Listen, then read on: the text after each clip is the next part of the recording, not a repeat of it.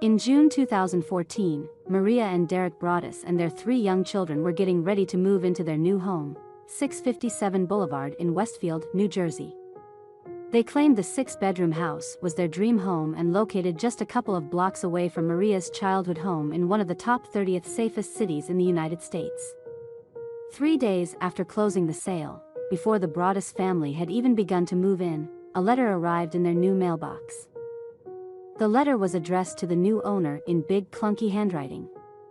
The typed letter read as follows: "Dearest new neighbor at 657 Boulevard, allow me to welcome you to the neighborhood. How did you end up here? Did 657 Boulevard call to you with its force within? 657 Boulevard has been the subject of my family for decades now, and as it approaches its 110th birthday, I have been put in charge of watching and waiting for its second coming. My grandfather watched the house in the 1920s and my father watched in the 1960s. It is now my time. Who am I? There are hundreds and hundreds of cars that drive by 657 Boulevard each day. Maybe I am in one. Look at all the windows you can see from 657 Boulevard. Maybe I am in one.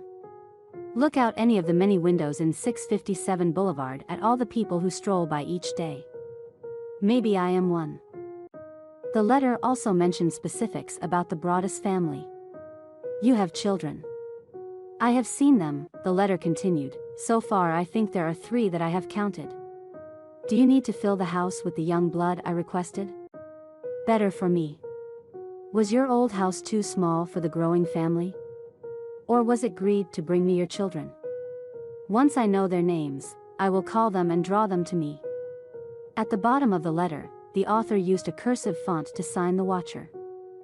After receiving the letter, the Broaddus family reached out to the previous family who had sold them the house, John and Andrea Woods. They stated that during the 23 years of living at 657 Boulevard, they had never received a letter like that except once a few days before they were getting ready to move out of the house.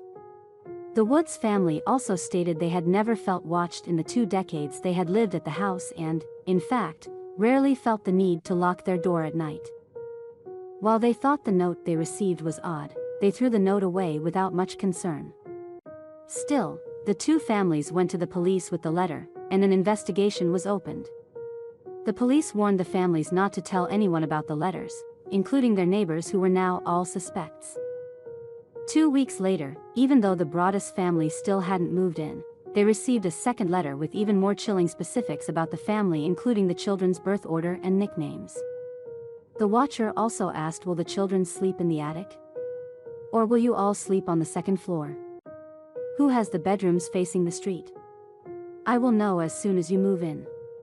It will help me to know who is in which bedroom.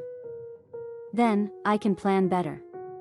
Several weeks later, the Broaddus family had put their plans on hold to move in. A third letter arrived saying, "Where have you gone to? 657 Boulevard is missing you."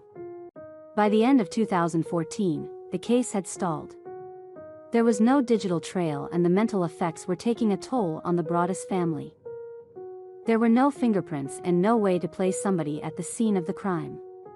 Only 6 months after they received the letters, they decided to sell the home. 657 Boulevard has been sold and is currently off the market while the watcher's identity still remains a mystery.